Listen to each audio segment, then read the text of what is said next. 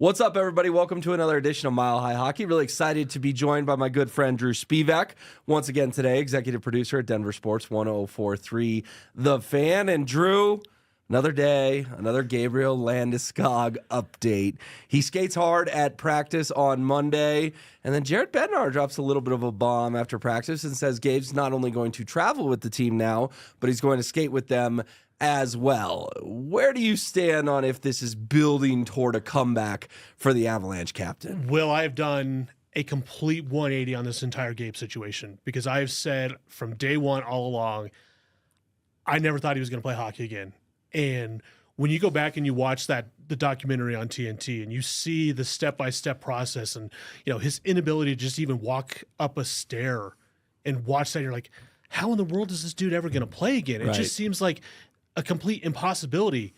But now with the documentary coming out, now with the interview with Altitude TV and the Spit and Chicklets podcast, everything to me just keeps pointing towards a comeback in mid-April for round one of the playoffs.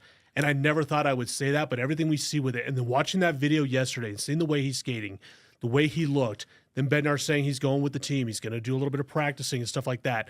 This all just feels to me like it's inevitable at this point. We are going to see Gabe Landeskog in mid-April for round one of the playoffs. See, I tend to agree with you because this media tour has felt very calculated to me. And the only thing that I pause on all this was why the heck did Chris McFarland say at that press conference, you guys can kind of see where this thing is going? Because if McFarland had never made those comments, I think there would be universal agreement that he's going to play round one, game one.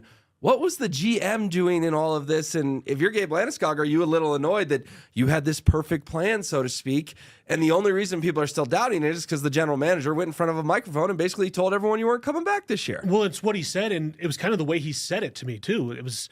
There was frustration, I think, for the first time in Chris McFarland's voice of like, guys, stop asking about this. We can all kind of see where this is headed.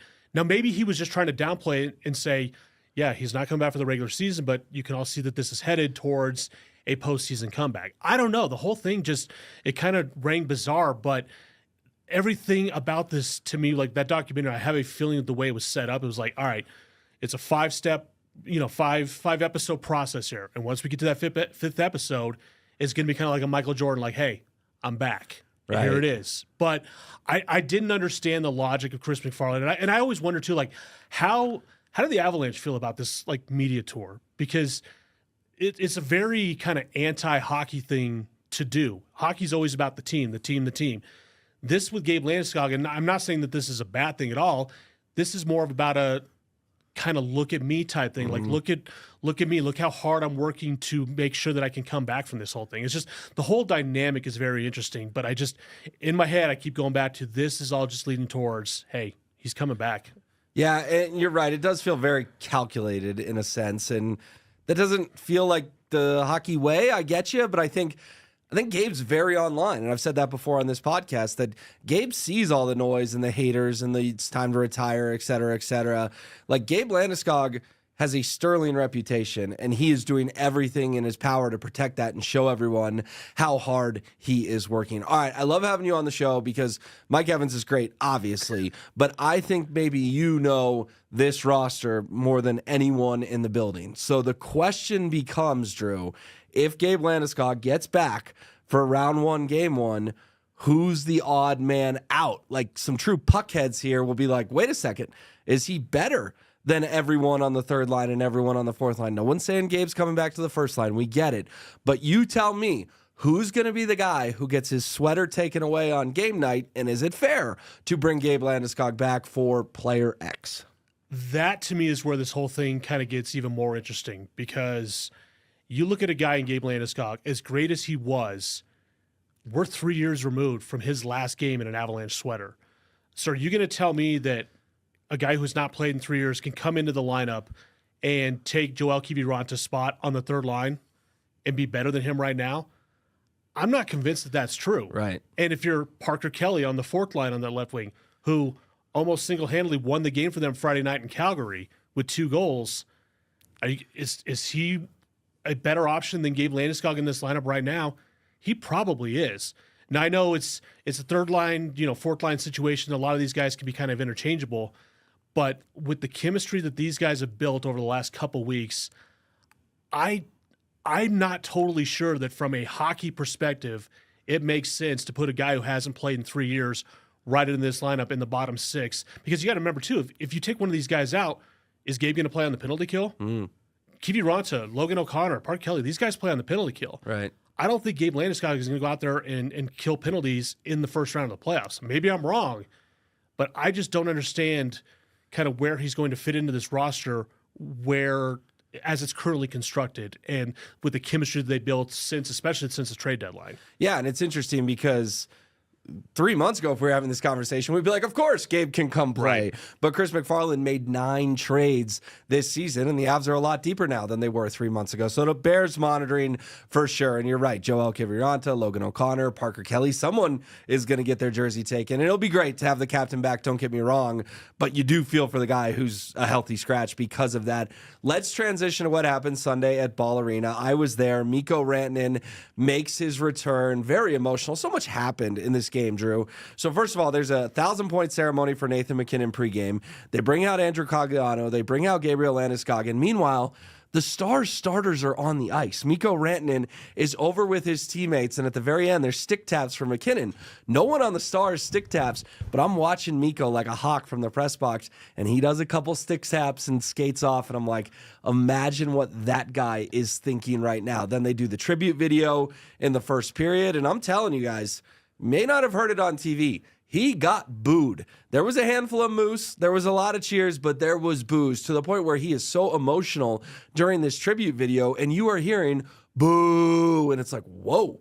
Did not expect that. I mean, if you had told me 2 months ago, hey, Mikko Rantanen's going to come back to Denver and get booed, I'd be like, what are you on, dude? Yeah, Like, I'll have someone you're having.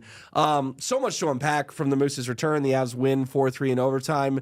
Your biggest takeaway on the reaction to Mikko and anything else you took from that Stars game? There were more boos than I expected because we talked a lot about this on the shows throughout the week leading up to the return of Mikko Rantanen. And I was asked the question straight up, hey, do you think that Mikko's going to get booed? And my thought was, yes, I think he'll get booed, but he's going to get a standing ovation during the video tribute, as he should. He'd earned that right.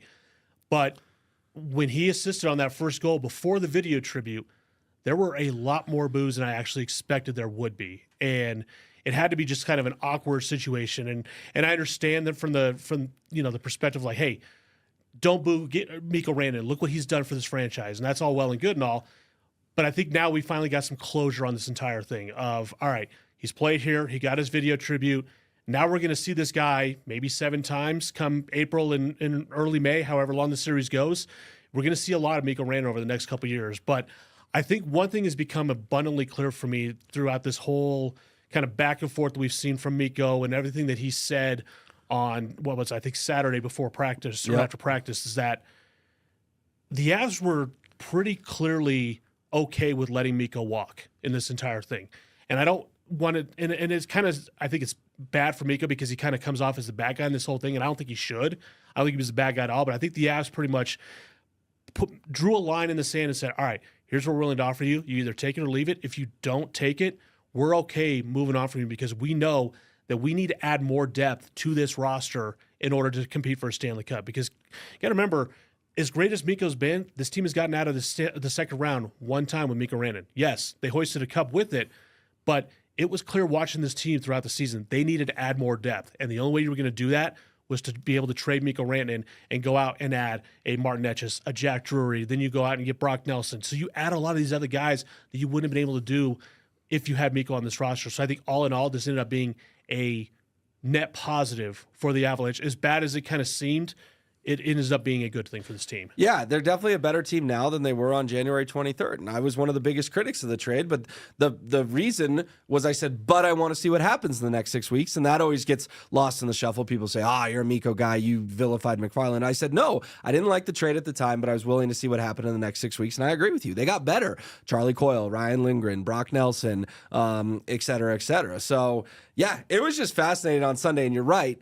Like, if he had just come back with the Hurricanes, it would have been puppies and roses and whatever. Yeah. It's the fact he's now on the Avalanche's rival, and oh, by the way, he took 12 a year from Dallas when the Avs reportedly offered 11-5, 11-6. But yeah, I was shocked, and you're right. This is closure in a sense, but Mikko better get used to playing at Ball Arena because he's going to do it many a times, probably next month as this collision course is inevitable. Is he going to get more boos now than Matt Duchene does?